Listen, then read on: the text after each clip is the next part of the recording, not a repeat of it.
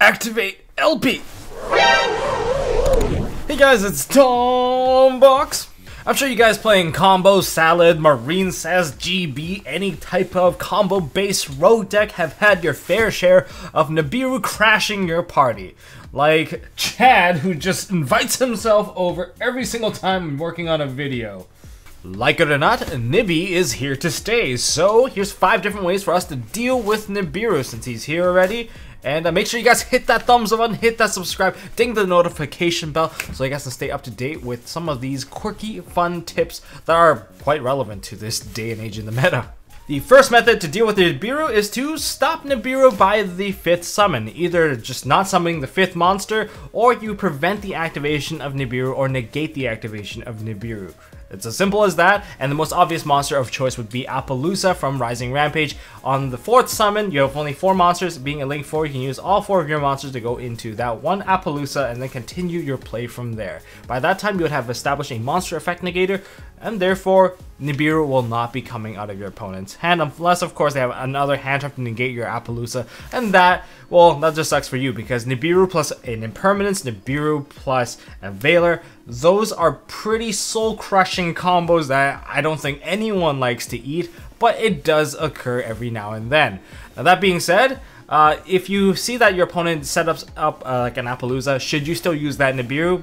Probably, and just discard it later on. You use it just to reduce the attack of the Appaloosa, and you just keep Nibiru in hand because Appaloosa does not destroy the card. So at least you deal with a 2400 attack Appaloosa rather than a 3200 attack Appaloosa. The second most common method to deal with Nibiru is to go into an Azathoth, typically seen in Luna Light Orcus, where they go into 2 level 4s, into Nyarla, into an Azathoth, and now your opponent cannot activate any form of monster effect, cutting off all forms of hand traps, including Nibiru. Now, if you have dinosaurs can go into an early Dolka, and Dolka can negate monster effects, completely shutting out Nibiru, and even destroying Nibiru out of the hand, which is very nice. That's just an option that they have that they can go into if they're playing dinosaurs. However, it's kind of more difficult to go into the Dolka if they don't have Giant Rex. And if you're not using Dolka, if you want to use a fusion, Winda has been the most common fusion to use, especially if you can bring out a Dingirzu to protect that Winda.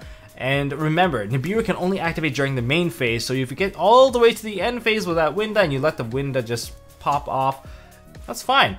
You've already dealt with the Nibiru by then and you've established your board. And usually you summon out the Winda by the 4th summon, leaving a Dingirzu on board. Sometimes you want to protect the Winda just so that your opponent can't, well, special summon more than once per turn, creating a floodgate that will expire by the end of your opponent's turn. Now, those are the more common methods. Going into some of the least common methods, of course, we have Ibli, the Nightmare Corruptor Ibli, using that as a part of your combo. But it does consume your normal summon, so if you are able to bring out a Nightmare Corruptor Ibli, link it off, give it to your opponent. Since Ibli has a bit of a condition where the controller rather is stuck to only link summon for a special summon, they cannot summon out Nibiru because Nibiru is not a link summon, and you proceed to combo from there. But what do you link into with the Nightmare Corruptor Ibli? You go into Almirage. Almirage is, well, one of the monsters that does meet the condition. You just normal summon it, you go into it, and then you pass it to your opponent. And then if you want to open up your zone once again, all you've got to do is use Almirage's effect to send or tribute itself and then protect a card, and then you open your zone back once again. But this type of method requires heavy resources coming from your hand, so you need at least 3 pieces to combo, and it does consume a normal summon as well. So that is one of the bigger restrictions for this particular strategy. For people playing rank 9, you can make True King of all calamities and call light. Nibiru is a light rock, and if you're able to spit out 2 9s as if it was nothing, then might as well go for it. And besides, VFD just wins games on its own anyway. You just completely shut out your opponent during their own turn. They won't even have monster effects to play with. So that's devastating enough. Another one is for Gladiator Beast. You can go to Domitianus. Of course, you can negate monster effects from there. And Cyber Dragon Infinity, another method that people typically can go into thanks to Galaxy Soldiers and all the other types of Cyber Dragon play. So those are the more common forms of before the 5th summon happens, you are able to negate the Nibiru from crushing your board. Method number 2, scout it out. Using spell cards, you can scout it out from your opponent's hand and neutralize it before it becomes a problem. cards I'm talking about, Drag Down into the Grave is a very popular choice because you get the option to rip it out of their hand if you see it. Of course, they run the chance of drawing a new copy, but hey, at least the guaranteed copy is gone, and then they have to, hopefully, of their remaining 35 cards left in their deck, they draw the one of the, or the two Nibiru that they have left. That's one way. Prohibition is another. Just preemptively call Nibiru and then they can't play Nibiru anymore. The card cannot be played. Cross out Designator, it would be a nice one once we get it, but that means you have to main Nibiru yourself just so that you can cancel out the Nibiru. And finally, Exchange. Just give your opponent one of your cards. If you know that the card's not going to be useful, who cares? And being able to combo and being able to establish board presence is probably more important than your opponent knowing what kind of hand you have. And 90% of the time, in terms of competitive gameplay, your opponent already knows how to read what hand you have because you searched out most of the cards anyway. So if you can just preemptively just take Nibiru out of your opponent's hand, why not? Just stop it entirely, and then that gives them a bit of a dead card to work with. Okay, the third method to play around Nibiru. Rather than playing around Nibiru, you play into the Nibiru, you bait the Nibiru with cheap combos and full follow-ups. So shoutouts to Herman Hansen for this one, and I want to give you credit for this one because it was your deck that inspired it with your Safer Thunder Dragon from YCS London. And your deck list featured about maybe 6 normal summons in the deck, and basically they're able to do the combo either by baiting it out or using a cheap combo and tossing it in. So to give you guys a bit of context, Draconet is a 1-card Dragonling combo. You can go into the IB combo completely through this one play, which is fair game. It is a very powerful combo.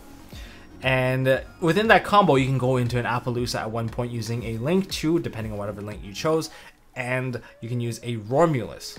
That would give you access to it. And because you're threatening to go into that particular monster, your opponent is forced to Nibiru you right before then, before you go into some of your major boss monsters. And then since that was just 1 card, you have 4 other cards to play with if you didn't plus additional cards through that 1 card. So that is one way, so using a cheap monster to eat it. But these types of eat a cheap combo requires you to special summon a lot more. So you need a lot of special summons to execute something like this. So you cannot use a normal summon based combo to do this.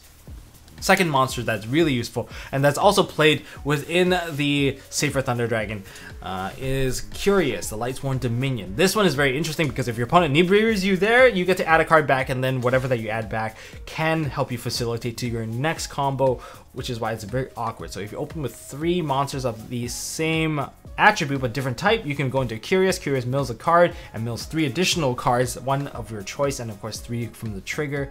If it's sent to the graveyard, you get to add 1 of your graveyard cards back to your hand, and because of that add, you can use it to push forward. Now Curious typically is only on the 4th summon, so if it's on the 4th summon, you need 1 more summon to kind of bait it out. But sometimes it could be on your 5th summon as well, because you use Safert and Safert into a black dragon, and now you have 3 darks, a dragon, a danger, and a different danger. Woo, free Curious, and now you send a Thunder Dragon roar into the graveyard, and you have White Dragon in your hand. What a wombo combo. It's like perfect for each other.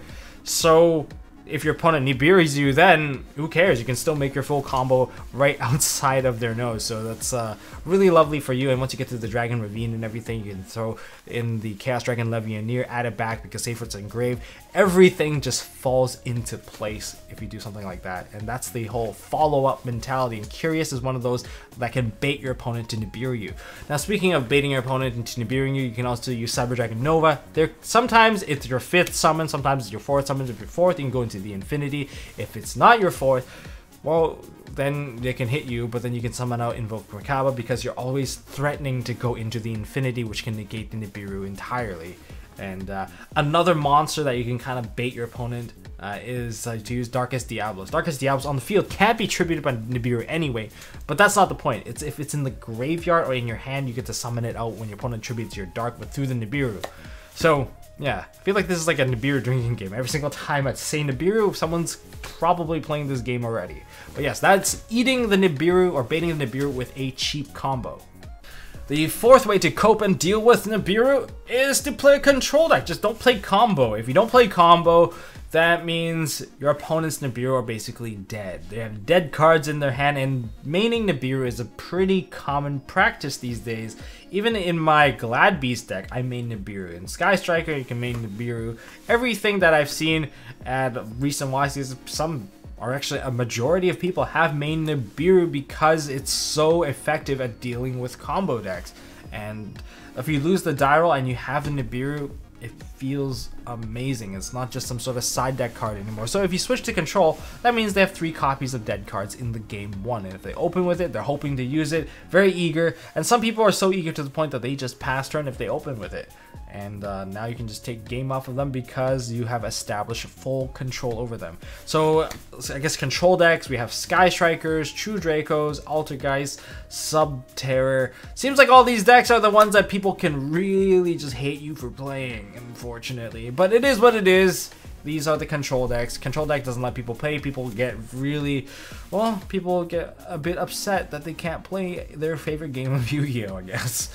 But yeah, play control deck. That's another option, especially if you want to stay competitive and just want a competitive edge over the meta trends. And that's for the last method. Try going second. Going second is, I guess, something that I'm in favor of right now because it's been successful so far with a couple of builds of mine. I play GB, I play Dangerous, Safer, Thunder Dragon, I play Marine Cess, I play all sorts of decks, and I've been trying them all out just to see how it fares against Nibiru. And I would have to say, going second has some major advantages. If your opponent summons out a monster, you can use cards like Mind Control to take control of it. Mind Control being one of the best cards because it does not increase your monster summon count, and now you have a body to play with, which can change up the game. To give you guys a bit of an example, usually to do a GB combo, you will inevitably try to go into Test Panther and then try to summon out a Editor.